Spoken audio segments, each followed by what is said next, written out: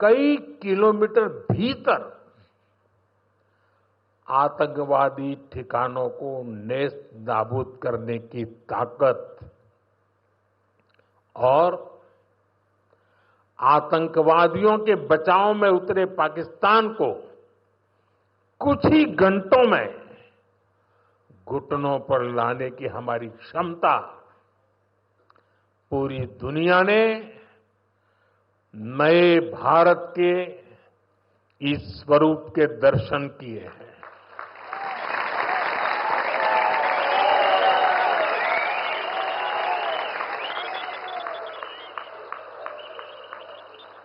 Operation सिंदूर की सफलता के पीछे बहुत बड़ी वजह हमारी टेक्नोलॉजी और डिफेंस में मेक इन इंडिया की ताकत है और इसमें बेंगलुरु और कर्नाटका के युवाओं का भी बहुत बड़ा योगदान है। मैं इसके लिए भी आज आप सभी का अभिनंदन करता हूं। साथियों, आज बेंगलुरु की पहचान दुनिया के बड़े सिटीज के साथ होती है। हमें ग्लोबली कॉम्पीट भी करना है, इतना ही नहीं लीड भी करना है। हम तभी आगे निकलेंगे जब हमारे शहर स्मार्ट होंगे, फास्ट होंगे, एफिशिएंट होंगे। इसलिए आज मॉडर्न इंफ्रा के लिए प्रोजेक्ट पूरे कराने पर हमारा इतना जोर है। आज आरवी रोड से बोम्मा संद्रा तक येलो लाइन शुरू हुई है। ये बेंगलुरु के कई अहम एरियाज को आपस में कनेक्ट करेगी।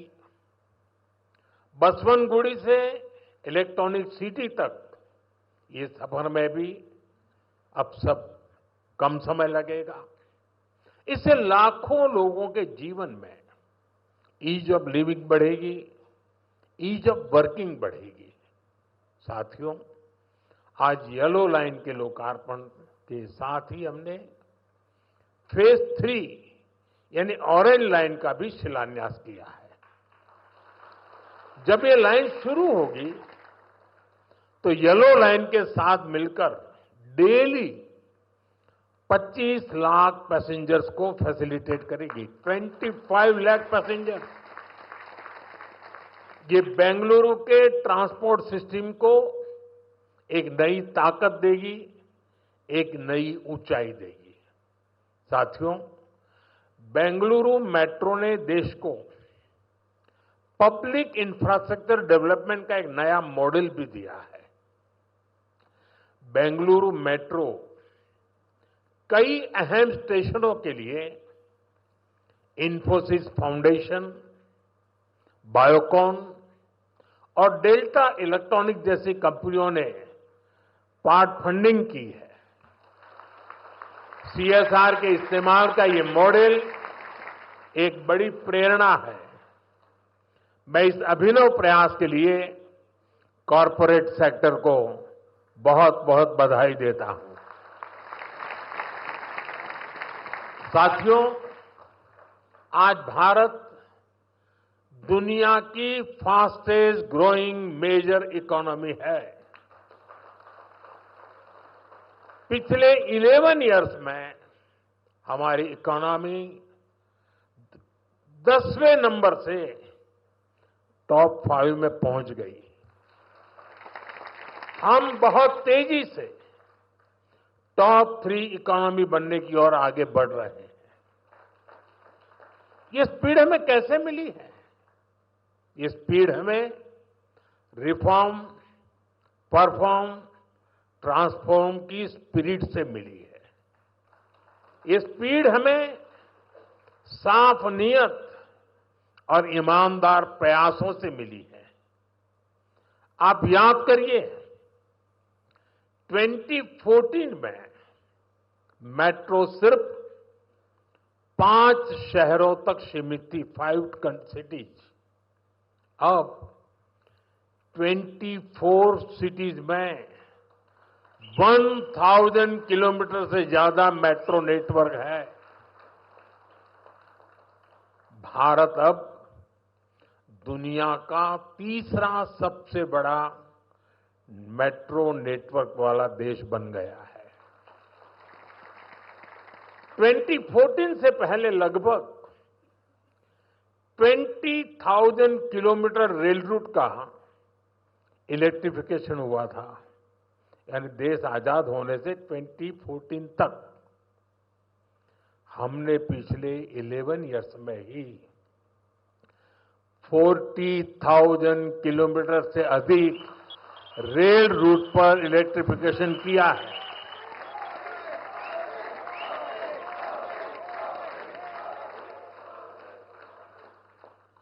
साथियों, जल थल नभ कुछ भी अछूता नहीं रखा है।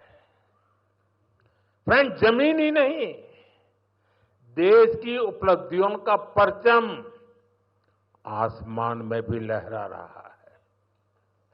2014 तक भारत में सिर्फ 74 एयरपोर्ट थे, अब इनकी संख्या बढ़कर 160 से ज्यादा हो गई है।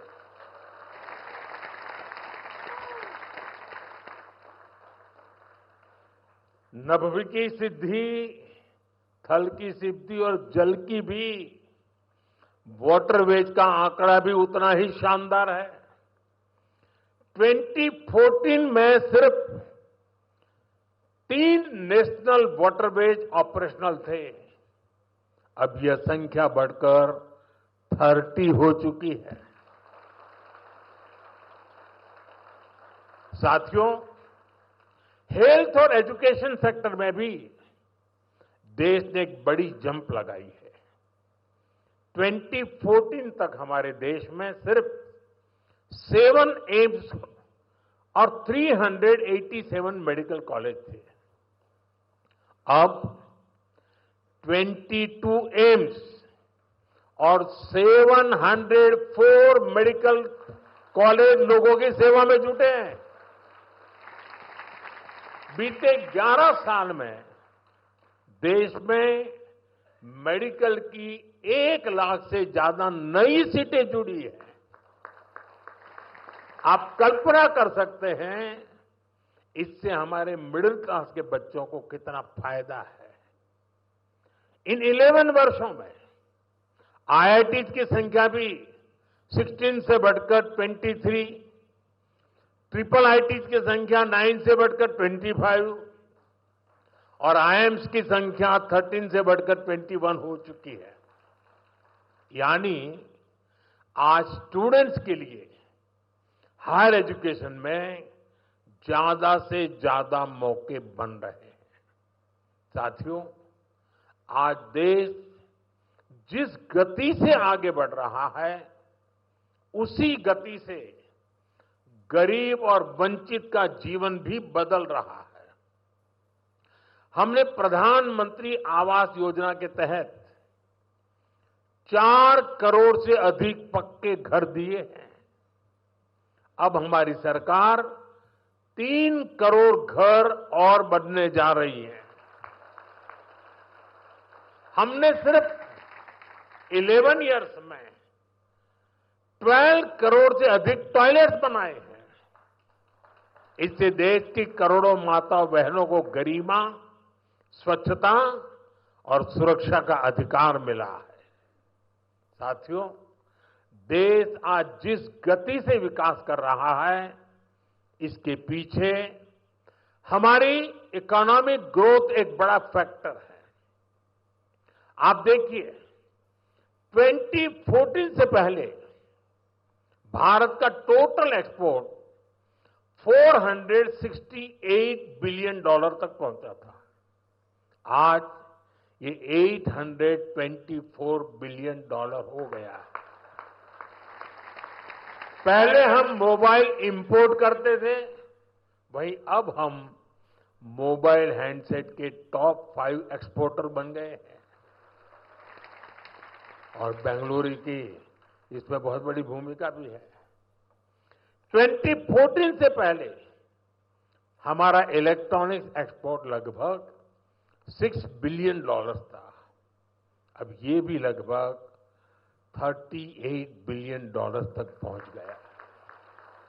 साथियों, 11 इयर्स पहले तक भारत का ऑटोमोबाइल एक्सपोर्ट लगभग $16 बिलियन था। आज ये 2 गुने से अधिक हो चुका है, डबल हो चुका है और भारत ऑटोमोबाइल का चौथा सबसे बड़ा एक्सपोर्टर बन गया है। ये उपलब्धियां आत्मनिर्भर भारत के हमारे संकल्प को मजबूती देती है। हम मिलकर आगे बढ़ेंगे और देश को विकसित बनाएंगे।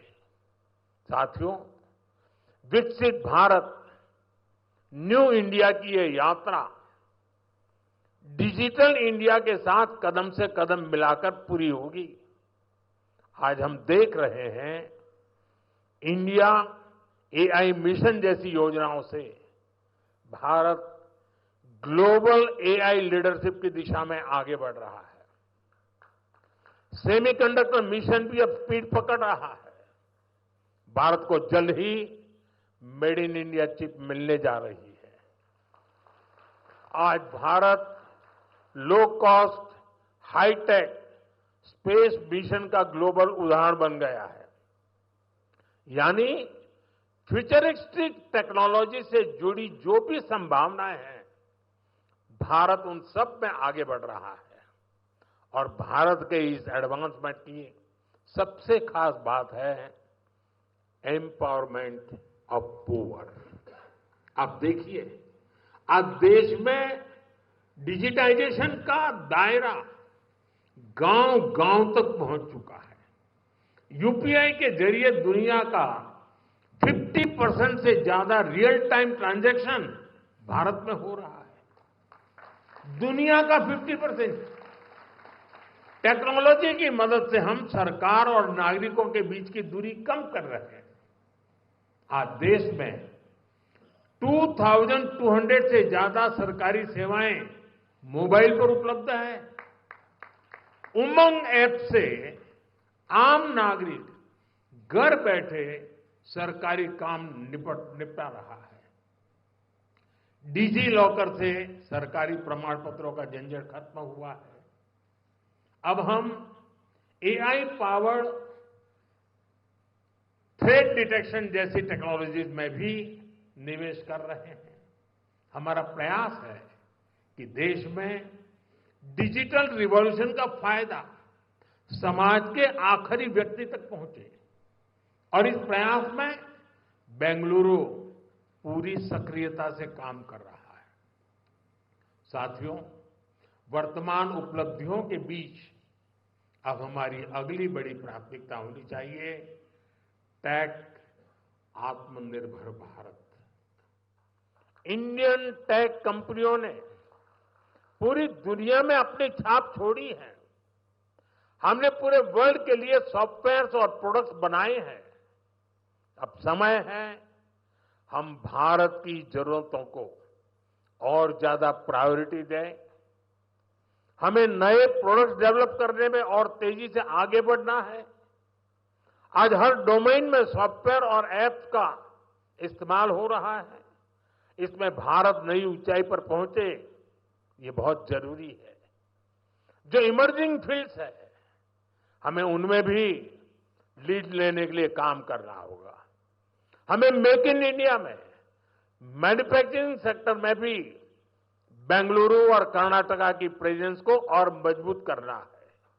और मेरा आग्रह है हमारे products zero defect, zero effect के स्टैंडर्ड पर टॉप क्वालिटी के होने चाहिए। यानी बिना डिफेक्ट वाले प्रोडक्ट हो और उन्हें बनाने का नेगेटिव इफेक्ट पर्यावरण पर भी न पड़े। मेरी अपेक्षा है कर्नाटका का टैलेंट आत्मनिर्भर भारत के इस विजन को लीड करे। साथियों, केंद्र सरकार हो या राज्य सरकार, हम सभी जनता की सेवा के लिए हैं। हमें देशवासियों की बेहतरी के लिए साथ मिलकर कदम उठाने हैं। इस दिशा में एक जो सबसे जरूरी जिम्मेदारी है वो है नए रिफॉर्म्स। बीते एक दशक में हमने लगातार रिफॉर्म्स को आगे बढ़ाया है। उदाहरण के तौर पर भारत सरकार ने कानूनों को डीक्रिमिनलाइज करने के लिए जन विश्वास बिल पास किया है और अब इसका जन विश्वास 2.0 भी पारित करने जा रहे हैं। राज्य सरकारें भी ऐसे कानूनों की पहचान कर सकती हैं जिनमें अनावश्यक आपराधिक प्रावधान हैं, उन्हें खत्म किया जा सकता है। हम मिशन कर्मयोगी चला रहे हैं ताकि सरकारी कर्मचारियों को कॉम्पिटेंसी बेस्ड ट्रेनिंग दी जा सके। राज्य भी अपने अधिकारियों के लिए इस लर्निंग फ्रेमवर्क को अपना सकते हैं। हमने एस्पिरेशनल डिस्ट्रिक्ट प्रोग्राम और एस्पिरेशनल ब्लॉक प्रोग्राम पर बहुत जोर दिया है। राज्य भी इसी तरह अपने यहां ऐसे क्षेत्रों की पहचान कर सकते हैं जिन्हें विशेष ध्यान की आवश्यकता है। हमें राज्य सरकार के स्तर पर भी नए रिफॉर्म्स को लगातार पुश करना चाहिए। मुझे विश्वास है हमारे ये साझे प्रयास कर्नाटका को विकास की नई ऊंचाई पर ले जाएंगे। हम साथ मिलकर विकसित भारत के संकल्प को पूरा करेंगे। इसी भाव के साथ मैं एक बार फिर आप सभी को इन डेवलपमेंट प्रोजेक्ट की बहुत बहुत बधाई देता हूं। बहुत बहुत धन्यवाद।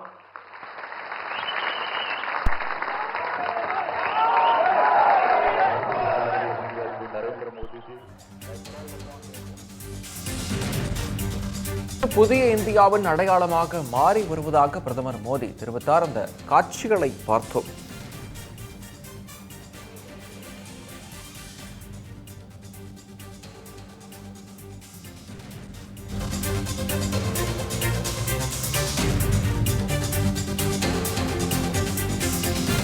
ஜனங்களின் குரல் கருத்து கணிப்பில் பங்கேற்க முடியாதவர்கள் QR கோட் அல்லது லிங்கை பயன்படுத்தி இணையம் வாயிலாகவும் கருத்து கணிப்பில் பங்கேற்கலாம்.